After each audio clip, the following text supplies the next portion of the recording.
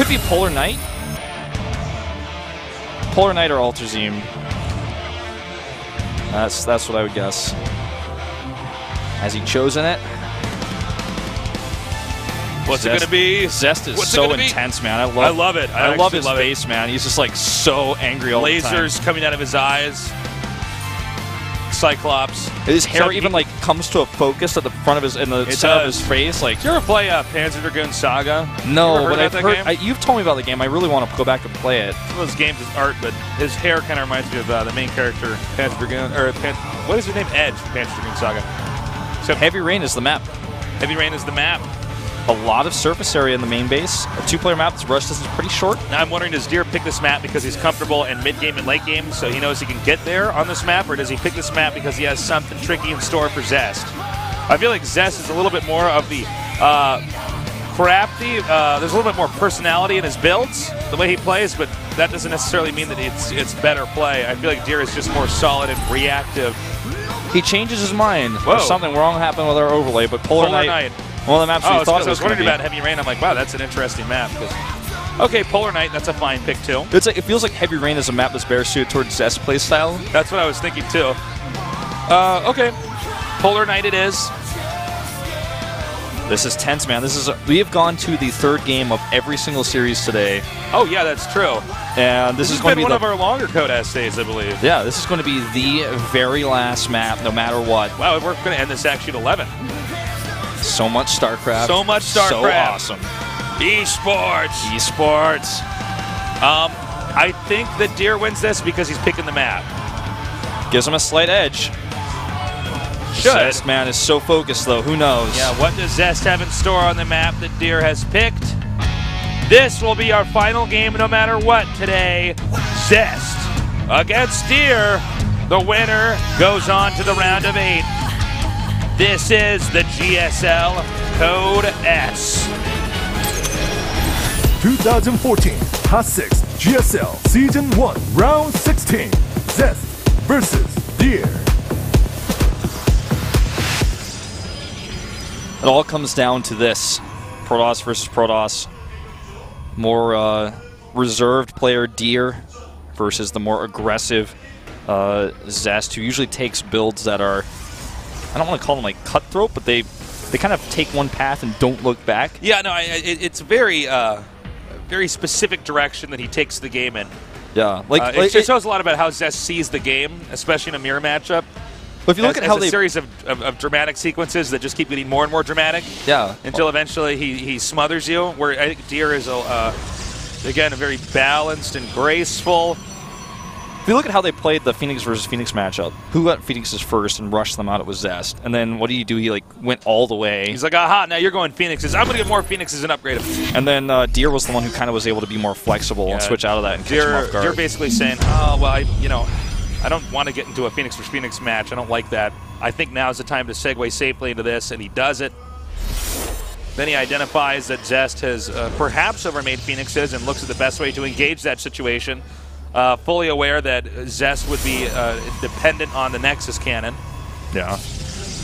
Game number 2, just very, very cut and dry. He got the Mothership Core. He got a few Stalkers.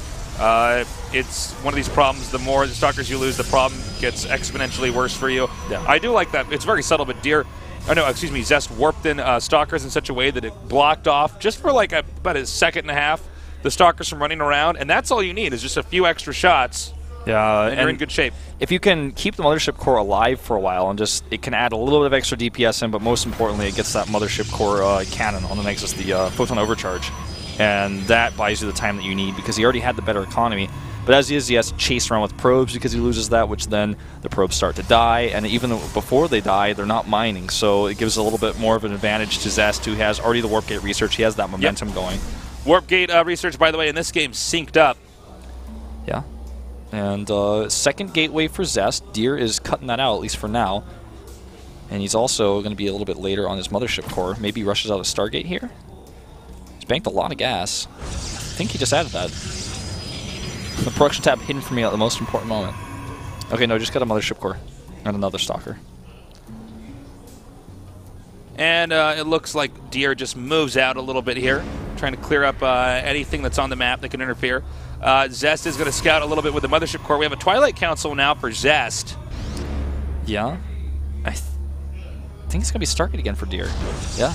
Okay, Stargate it is. Man, this Zealot, This is a unfortunately, problem. Yeah, this is a big problem. Thing is, he just has more, like, Stalker's always better units to have than Zealots. Well, the one thing about the Zealots is they deal damage quite quickly when they actually get to you. But if they can't get to you. Yeah, if they can't get to you, they are okay if you have like 1 or 2 Zealots just to force the Stalkers to have to kite. Yeah. And Mothership Core here is actually the turning point in this battle. So The Mothership Core is for the most part keeping these 2 guys neutral. Yeah. And not letting one get a smaller edge and then just advance forward. Well, this Mothership Core will actually scout the Stargate. I believe. Yeah, I think he's got vision of that. The Mothership Core got nerfed slightly recently. Oh my god, you didn't see it. He will see it, though. Yeah, he'll get in there. The way it's hugging that, yeah. There's not, you can't even force him to not see that. And he also sees the 3 gates, which is very convenient. You should probably recall home. Well, yeah, I think he's going to lose it if he doesn't, you know? No, he will. He'll just get inside. He wants to see if he finds anything else. And he recalls back. So this looks like it's going to be the Phoenix 3 gate where you just lift all your opponent's sentries and walk up the ramp. Yeah, which is quite strong. Because he's added those gateways and all of this has been scouted. Deer has one other choice, which is to just try to use the Phoenixes to harass and take an expansion, throw his opponent off like that, but we'll see. Zest actually finds this Phoenix here. You see there's actually some deliberation here from Zest. He was almost interested in actually having some Stalkers there to counterattack. That did occur. You know, he can just have his Mothership guard, the Nexus, have a Nexus cannon while he just warps in, and then have his own Stalkers run back and do damage. But I think with them being spotted, he just heads them. No, he's actually keeping them out there. Excuse me. Yeah, the Void Ray here is going to make it hard for Zest's attack to actually work. The Void Ray is so great defensively. It's going to buy him enough time to get an Immortal out. No, I mean, Zest, I don't even think he's not even going to attack. He's just going to go for a quick Nexus off of this. I think both players have identified pretty quickly here. Was that a Phoenix that was taken out? Yeah, he killed a Phoenix there. Oh, I'm sorry, and Zest is going to attack. Well, he's going to at least corrected. He's going to at least make sure there's no Nexus here. He might even just like come up, poke a sentry down, then blink back, one of those little moves. I don't think he actually is going to commit up the ramp. That would be a bit too risky. Yeah, he's going to stay at home. And he's just going to poke up here. When it has to turn around, he will turn around and blink down. As long as there's no Nexus here, though, he's going to feel pretty comfortable at home. The Immortal being present here is going to make it a lot more difficult. But you know what he can do? He can just try to target that down and blink away. But nope, going to get the sentry instead. And he can just blink away. Nicely done. Yeah, very cost efficient. Usually you can get that sentry. And look at this. This is a nice catch. Zest is really on top of this game here. Those Zealots, let him at him. Not happening, Zealots. Sorry, Grab man. my hand, Stalkers. Come over here. You know, actually, it's funny that he warped on all those sentries because that's a lot of gas he spent just now. Well, you know what he might be trying to do because he sees that there's an Immortal out and a Robotech here. One thing you can do if you have Blink and Stalkers attacking the second base here for Deer, which isn't even done being made yet. The force fields are great for controlling Immortals. Yeah. Look at this. Zest has not lost a single unit, whereas Deer has lost 800 resources worth of units. That's pretty impressive, especially considering... Oh my god, he's going around him. Wow. This is pretty annoying in PvP when you've got somebody doing this.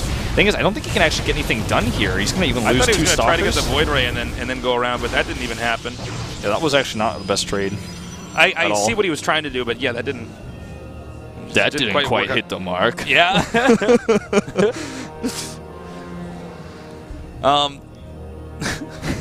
He's like, Immortals, attend me. And they were like, yes, sir. Ready, sir. Ready, sir. My favorite was like, this is our town, scrub. And he's like, yeah, beat it.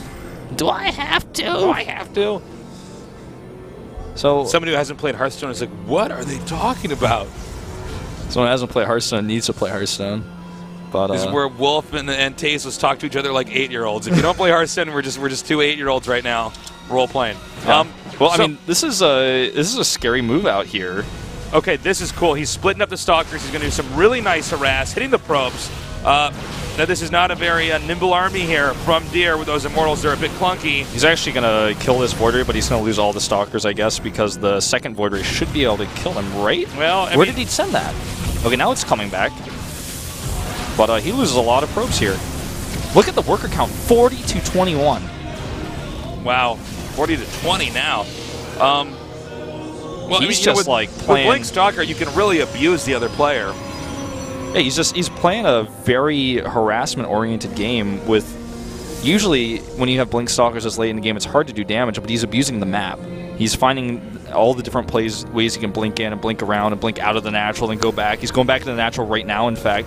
He's just punishing. Every time that Deer moves out, he moves in. Okay, so you know what? Deer's just going to go for an all-in here. I don't blame him, but I don't think it's going to work. I don't think it's going to work either. I think that there's enough force fields here for Zest that he just isolates his army, buys time. I mean, it's Zealots and Immortals. But look at this. He's so smart. He's getting behind the Nexus here. The Nexus can be used as surface area in a 1A move. Yep. And here we go. Good force field here, actually, by Deer. Yeah, actually, it was like, for one force field, that was pretty. That's about as good as it gets, man. Yeah, no kidding. That's. This actually could change the game. He lifts up one of those Immortals. It's going down pretty quickly to that Void Ray. The rest Did he just engage this so well? Did he actually just do this? Did he just engage so well that he could actually close this out? It's 4 Immortals now, 2 Immortals. Oh, the Zealots, though, for Zest are too much. But you know what? That one Void Ray has not been dealt with yet. Okay, kills it with the Archon. And I think he just counters here, right? Well, he's lost a lot of probes, so he kind of has to, right? I mean, well, he's down 24 to 34. But yeah, now I guess. I'm sorry. That's actually, yeah, that's in Deer's favor now. Excuse me. That one force field has changed the game. It's funny because it was just one force field. Normally, one force field doesn't do much of anything. You need about 3. Well, he's going to catch this Immortal with those Zealots. Yeah, charge is now done. He really could have used this to get home here. He also has +1, and these Stalkers need to flee here.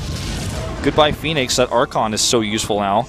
And I don't know, man. Look at the army supply, 34 to 25. He's got so many Immortals here. I think this might just be the nail in the coffin. He needs to kite very well here. So far, so good. Oh, nice job feedbacking that Phoenix there.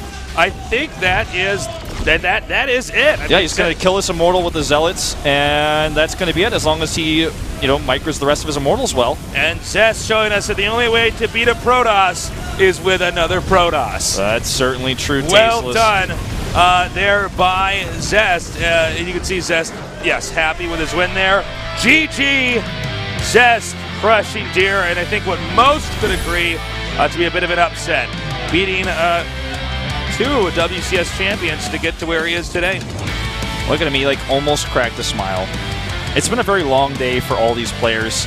It's been a long night, and yeah, one of our longer tired. nights here.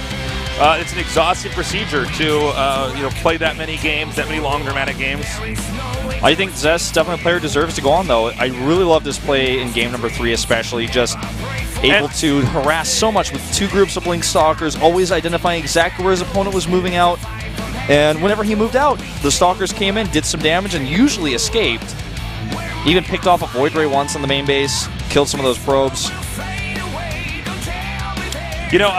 Think about this. With Protoss being so strong right now, you get somebody like Zest who can take out a player like Deer. He can take out, I think, anybody then, PvP. Yeah. Which means he might be considered, well, you could consider him a bit of a Protoss killer. Yeah, and that's a big important thing when you're a contender in a tournament. When that might be the most important matchup in this Code S. Exactly. So that's really, really important to note. Let's take a look at our results for today. See all of our scores from the very first map. Starting things off with Zest falling to Maru 2-1, and Deer was able to beat Sulky 2-1 as well. And Maru takes out Deer and advances to the round of 8. And Terran Hope. The Terran Hope, man. Hope Young gets far, but I'm a betting man. I'm not going with him. A pretty impressive result. And Zest, of course, beats Sulky, and then finally Deer to advance in second place. And here's our current round of 8 bracket. We've got a Protoss versus Protoss, SOS versus Zest. So that PvP you were talking about becoming really important here. And then Maru is Life's opponent down the bottom left. Man, Life, though, so good. Maru's proven that he can beat some Protosses, but can he take out a Zerg right now? I think Maru's gotten this far because his Protoss versus, or his Terran versus Protoss, rather, is so epically good. Just not even any shenanigans involved there. Just solid, strong. But, against somebody like Life. This is actually Life's first time getting the round of 8 since the last time he won GSL, I believe. So that's you might be right. It's pretty big if that's true. I'm pretty sure it's true. Now I think back. Maru, tough challenge ahead of him. Maru might lose But you know what? We thought he might lose here, too. Fingers crossed. And That's true. People thought he might lose in the round of 32. But he just keeps on trucking, man. Good luck, Maru. We actually have more StarCraft 2 here tomorrow. Yes, we do. Both of us here together. Artos is on a short break here. Yeah. He has the day off tomorrow. So tomorrow's going to be Group D, by the way. For those of you guys Yeah. who might have gotten confused, it's not actually going to be the Protoss group because we have some of our players traveling. It's going to be Su, Trap, Hero, and Byung. So our second Terran player could make it out tomorrow. It's going to be a tough group for him. don't miss it. Same time, same place. Wolf, thank you for casting with me today and filling in for Artos. It's always a treat. It's always a treat for me as well. Well, let's go grab a beer. We're done with work. Thank you guys for watching. We love you. Good night.